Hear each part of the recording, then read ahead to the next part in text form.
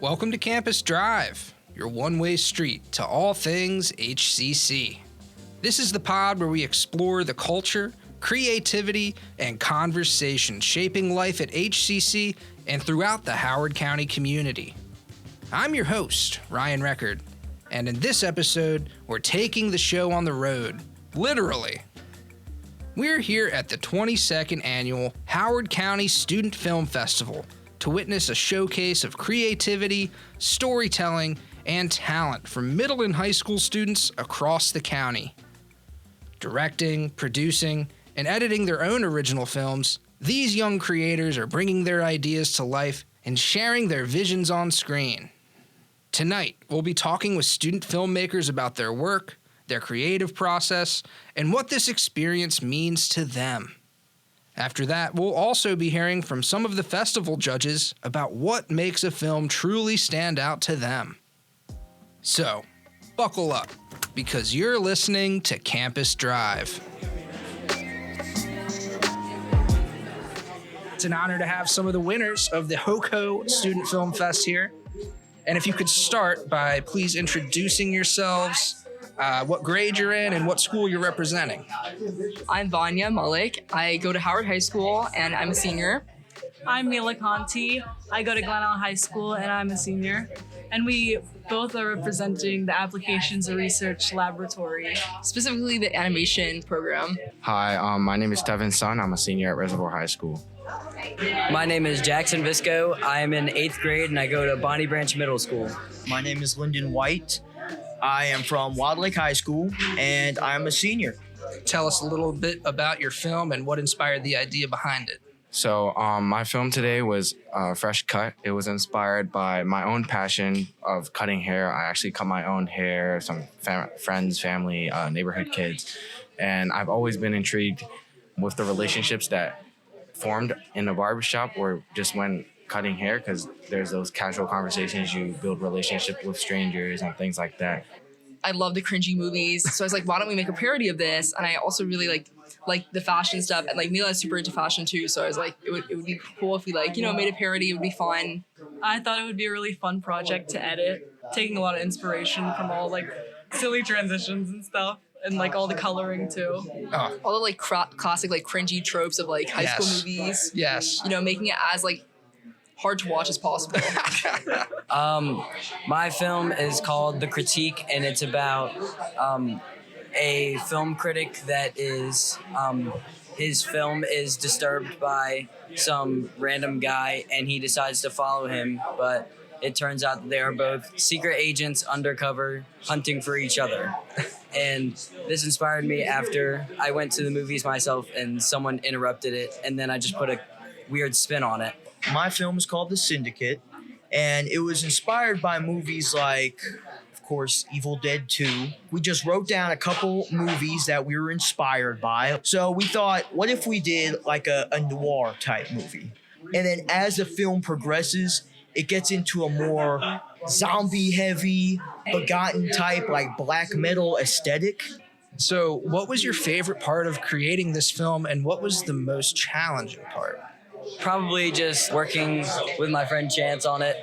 Whenever we make films together, it's always a good time, and we always have a wonderful time making them. Personally, my favorite part was honestly like writing the script, because like I had an idea, like I pitched it and I was like, okay, this is cool, but like where do we go from here? Like we want to do a parody of like a really bad Disney Channel movie, but where do we go from here? So it would be like 11 p.m. and I would just be on FaceTime with Rory, who was like our other person who was helping with like writing and stuff. And I would just like be bouncing back like ideas and stuff with her. So that was a lot of fun because we like came up with some crazy ideas and like tropes.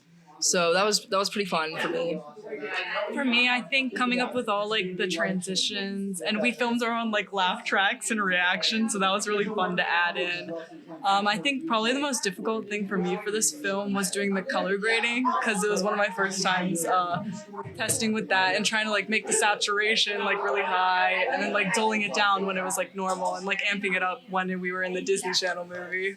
I would say my favorite part of creating this film was how it actually happened. So the funny thing is I wrote this script about 3 years ago during like the end of my freshman year, sophomore year.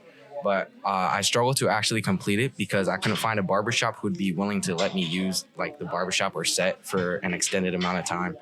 So it'd be this weird moment every few days where I'd ask a random person, do you happen to know anybody who owns a barbershop? And just this past winter in 2025, I asked one of my friends, Lorenzo, and he said his stepbrother owns a barbershop. So I contacted him and he let me use this barbershop, and he actually acted in this as well. I think the most challenging part was really just the managing of everything. So tell us, what is it like to have your film featured here at the HoCo Student Film Fest? It's very rewarding. It really is. Honestly, we just kind of submitted this for fun. We were like, oh, there's a film festival coming up. Like, it would be kind of cool to submit our film. Like, we were working on it for so long. We spent so much time on it. So we were like, it would be really cool if people got to see it. So for me, I'm really grateful for this opportunity here at Howard County. I've known Miss Lee for 4 years. I'm actually the founder of a media production organization at my high school that I founded freshman year, and she's the sponsor for it. So I'm really always grateful for opportunities for film and media in our area, because there's just not that much. I think being able to showcase my work here is really a blessing. It's an honor. I'm so happy to have it win. And yeah, it's always just a fun time being here and seeing everyone else and what everyone else is doing in the county. Placing second place, that was really surprising for us. So, but we're really honored, very grateful. So that was amazing. Well deserved as well. Excellent work. So last but not least, do you see yourself continuing with film or media in the future? And what are the goals or dreams when it comes to storytelling and creative work? Yeah, for sure. I'm actually planning on pursuing film in college. I'm not sure where yet, but I definitely want to direct or be involved in the film or media space in somewhat or form in the future. So yeah, definitely 100%. Well, for me, next year, I'm studying film and television production at Chapman University with the emphasis in video editing. So I'm really excited to be telling other people's stories through my editing. I'll be studying animation at Savannah College of Art and Design next year. I absolutely see myself continuing making films with my friends and just having a good time. And my dreams are I want to be an actor and a director and a writer for movies one day. And yeah, I hope those dreams start here and someday they can grow. At the very least, it'll remain a passion of mine, right? At the very least, definitely a hobby, I'm actually going to UMBC next year, Go Retrievers, and they actually have a film sort of club where they watch movies, talk about them with each other, and eventually make movies together. So I will definitely be partaking in that. I just want to make something different, I am heavily inspired by 80s movies and that sort of quote-unquote cheesy era of movies. But I just think they're just amazing, These directors, they weren't scared like they are today. I think today, directors, they're afraid to make cheesy movies. I think that's terrible. I think we need to bring back the cheese. Thank you so much for coming on the show today. That's all I got. Thank you so much. Thank you.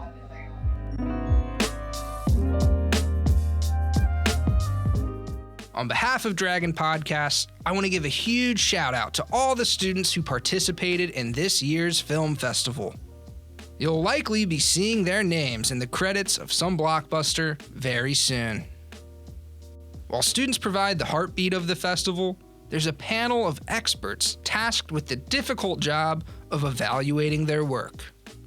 We're joined now by some of the judges with years of experience who had the pleasure of seeing all the talent on display.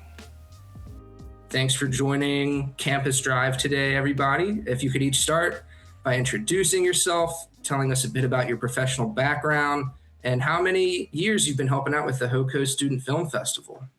Hi, I'm Jill Lee. I am a school librarian at Reservoir High School. I've been a librarian for 16 years now. And I think I started working at the HoCo Film Fest 12, 13 years ago. So I've been running it for quite a while. And I also teach the video production class, which is something that I was told I was going to be teaching, and have loved every minute of it and have loved teaching myself about film. So that is a little bit about me. Sweet.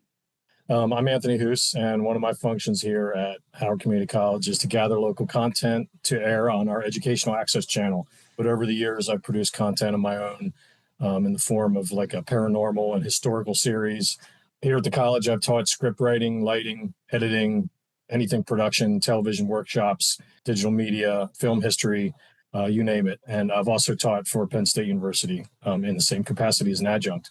What piqued my interest in the Howard County Student Film Festival, like back in 2014, I think that's when I met Dan and Jill. Yeah. Right after that, Dan, you were with Brian Rowan on Real Talk, right? I was gonna bring it up on the air. Yeah, we have a history together. Okay, yeah. well, you still can. Yeah.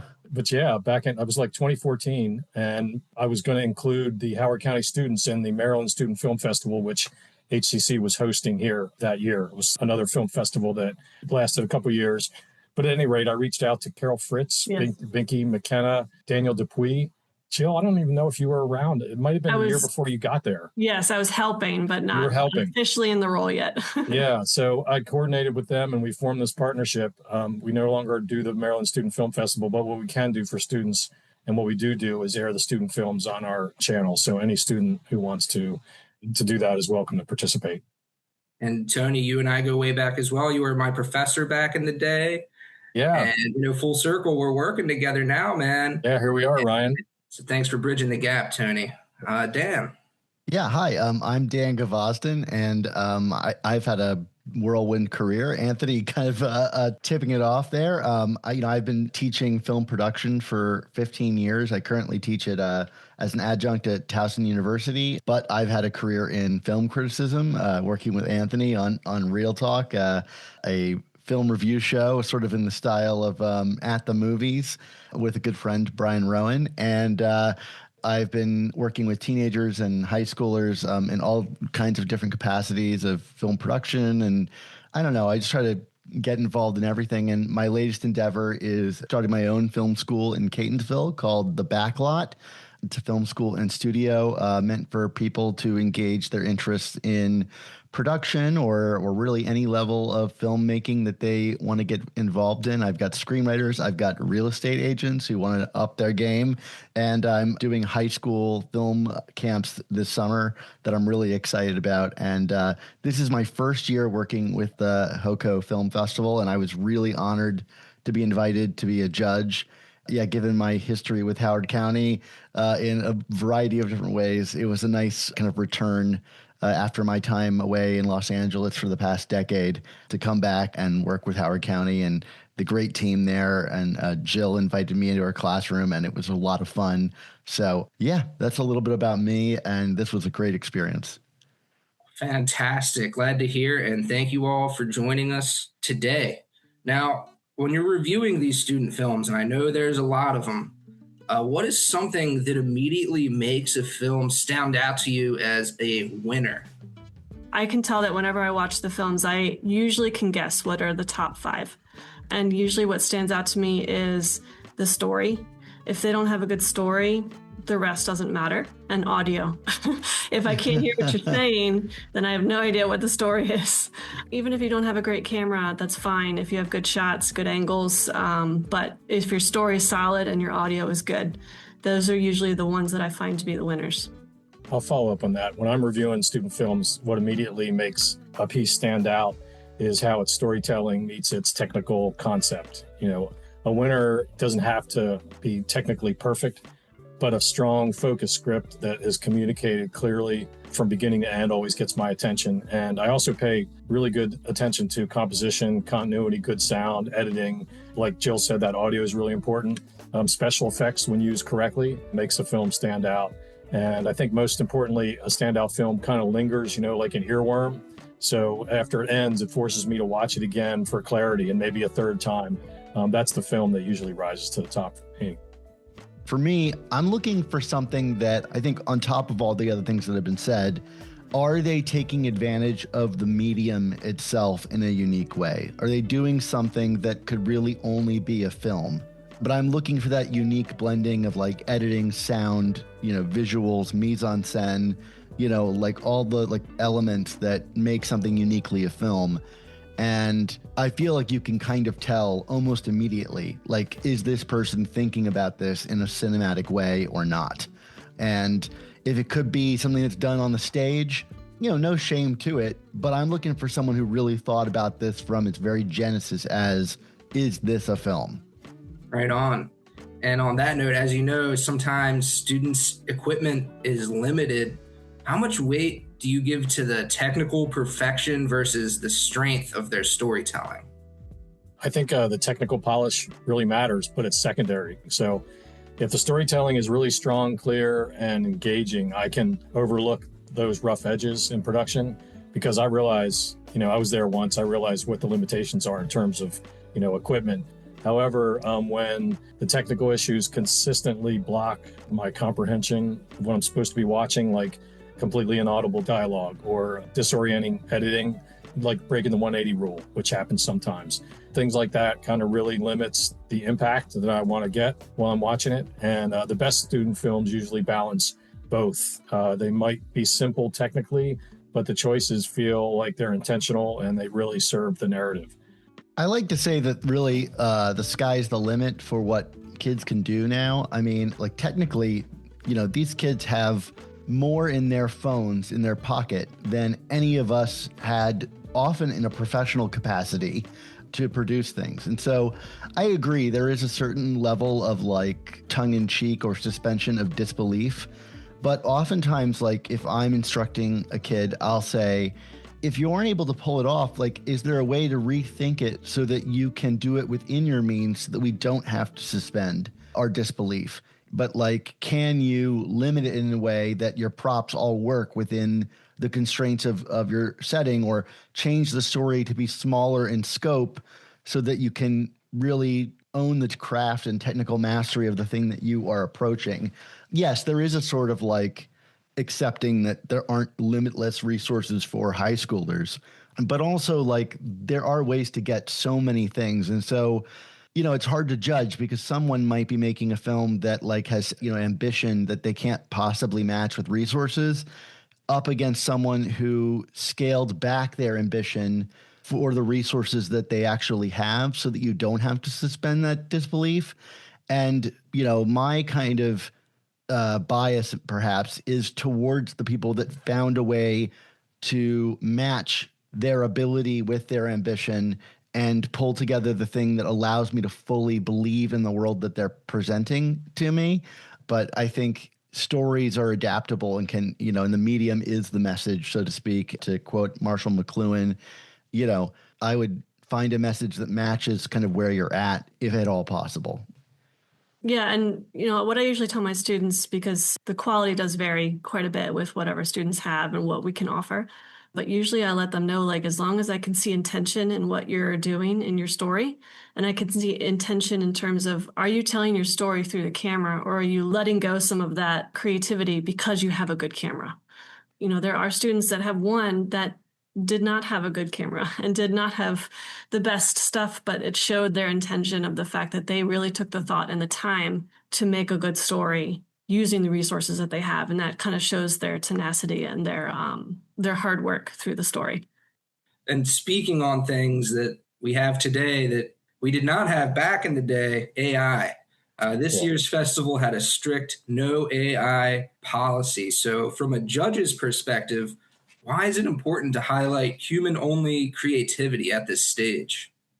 What else are we doing here if we're not highlighting human creativity? Like, if I wanted a robot to make films for me, I could do that all day long. Like, it's funny because you say that, but I just got done kind of like fighting on behalf of the 48-hour film festival, which was accepting like AI written scripts. And it's like, why are you even getting involved in a 48-hour film festival, which is all about creativity under pressure, if you're going to use AI for it? It just doesn't make any sense to me. What are we judging? Like your ability to type a sentence in and get a good result out of it? To me, that's not what we're doing here. The joy of making a film is seeing someone go, I need to go and get X, Y, and Z things to pull it off and write and create all these things. But AI is not the answer. It's more accessibility to the resources, in my opinion. Yeah, I think that policy, it kind of exists across education and across all the creative fields simultaneously now. And it's so important to have a policy like that that protects their learning process. I think when a student knows they can't rely on AI tools to generate ideas or some sort of structure to their film, they wrestle with that creative process. Like Dan was saying, they should be wrestling with that process themselves, which is also going to reflect a more meaningful result, I think, in the end. So it also creates that baseline. It's a really fair place from my perspective as a judge, because, I can evaluate without the AI ambiguity about what was generated versus what was really authored by them. So I think having that policy in place produces more meaningful results. Yeah, and the reason why I put that in there is because I always tell my students, you need a universal truth. You can have a science fiction film that is completely out there and, whatever, but as long as there's a universal truth that everyone can sort of compare their own lives to, then you're going to be good. And AI doesn't know what that is, and they don't know how to make you feel something. And if I don't feel any sort of emotion at the end of your film, I don't think it's going to get very far. I want to add on to that too. Like, I think universal is often accessible through the specific, right? I look at a film like Moonlight. I have nothing in common with the main character of Moonlight. He is a gay African-American in Southern Florida who grew up during drug crisis in the urban Miami. I have no shared experience with that character other than the fact that we're both humans. And that movie is so human that I can connect on a very basic level with it. And suddenly his life is my life, right? And so, we talk about like, oh, do we have resources and blah, blah, blah, and how much money and how many tools do we have? Accessing humanity should be free until AI starts charging for it. But that to me is the secret to kind of getting in. And if I can kind of toot my own horn here, which whatever, like I used to work at a high school film program, and we had a $400 budget a year, and we took films to the top film festivals for students in the world with our tiny budget, and we're competing with schools that were spending 4 hours a day with their kids making movies. And it wasn't because we had any kind of secret tech or access to resources that anybody else had. It's because, look, what Jill was saying is we drilled down very specifically on the human, right? And that means not cheating, and also not doing the thing that we're all doing these days, which is a single button press that releases dopamine into our brain. Filmmaking is hard. It's a struggle. It takes sweat and tears, and it means like being vulnerable. And AI is just not going to do any of that for you. It's all about cutting through, making you feel comfortable and telling you how great you are. And that is not helpful to anybody. So a lot of excellent points have been made so far, but in your guys' opinion, what is the most important skill students should focus on to move their work towards a professional level? I guess just from a teacher standpoint, as long as they don't give up, I think is going to be the key to getting it to the next level if they want to. We want to make sure that if they reach a hurdle, they don't stop at that hurdle. We keep pushing them to go over it and keep pushing them to make the films that they want to make. We don't want to lower the bar on their creativity and lower the bar on their expectations either. So I feel like it's important to just make sure we instill in them the endurance to keep going and keep trying, even though we know they're going to fail and they should know they're going to fail. But the best filmmakers, in my opinion, are the ones that just don't give up and keep trying. So yeah, a lot of lessons learned through failure. So yes, I agree. Yeah, being persistent like that's definitely going to work in their favor. But I'll lean back on my disciplined storyteller's mantra. I think that's the most important skill that students should focus on in order to move up and to level up to a more professional level. I mean, and what I mean is taking an idea and shaping it into a clear, intentional, and engaging narrative from beginning to end. You have those points of conflict, and you have your climax, and it's a great story. At the student level, it's common, I think, for them to be really, really super passionate about, this passion that they have and they bring to the medium. They're motivated ideas, but not really consistency in executing all that because it's difficult.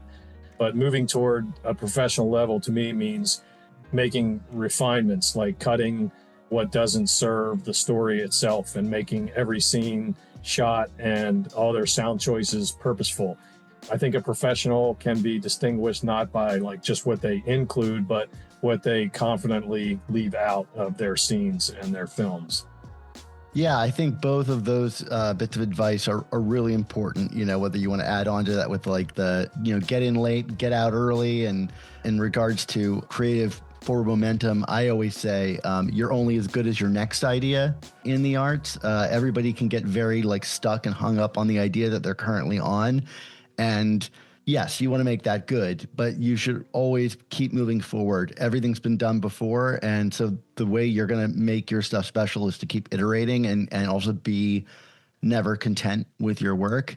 But if I'm going to talk specifically about like filmmaking, especially for high school filmmakers, the thing that I want to stress is, can you do it without dialogue? I think it's the number one crutch that people lean back on, and which is, I'm not saying dialogue isn't a good thing, right? Like I love a Tarantino film as much as the next guy, but refining your visual storytelling will take you further than anything else, because it can tell more of the story than I think you're comfortable with. And don't forget about your close-ups. They may be scary. You may have to get up close to something and not show something else, but filmmaking is as much about what you don't see as what you do see. And close-ups are a great way to add that punctuation mark to the end of a sentence. And don't be afraid of them, kids. So last question.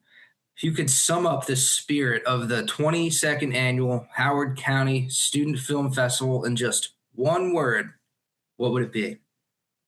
I would say emergence, just because it's not about perfection for these kids.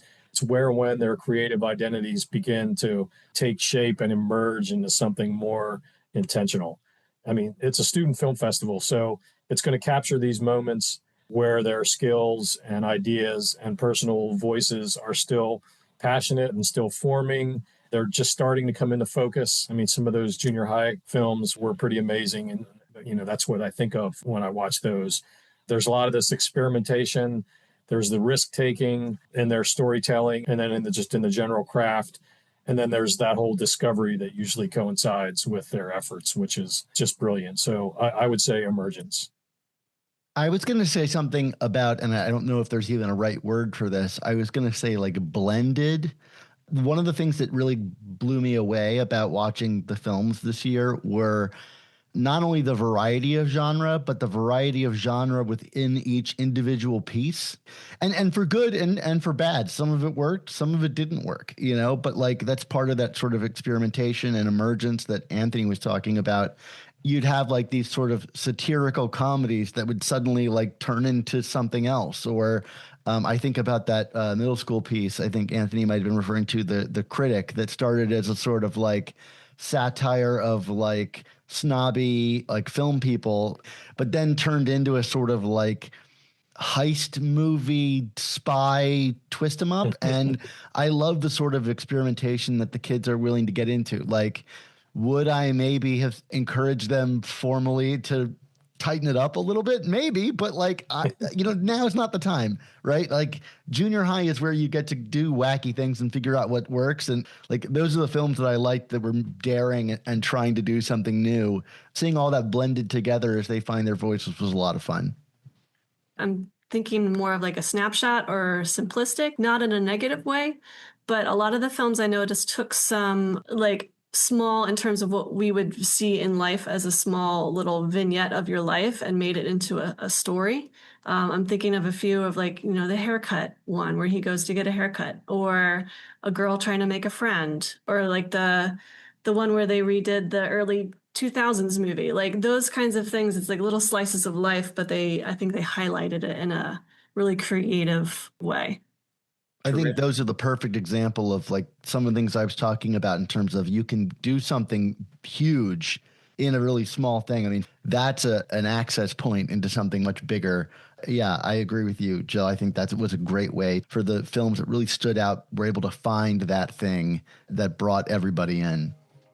Well, guys, thank you so much for hopping on the pod today, making this film fest a reality for all these students so they can be emerged and blended and, maybe tone it down, be a little more simplistic. But yeah, it's an absolute pleasure to have met all of you and to have been able to participate in this myself. So on behalf of Dragon Podcast, just want to thank Jill, Dan, Tony for your time, and can't wait to see what happens next. Thank you, Ryan. So much. Thanks.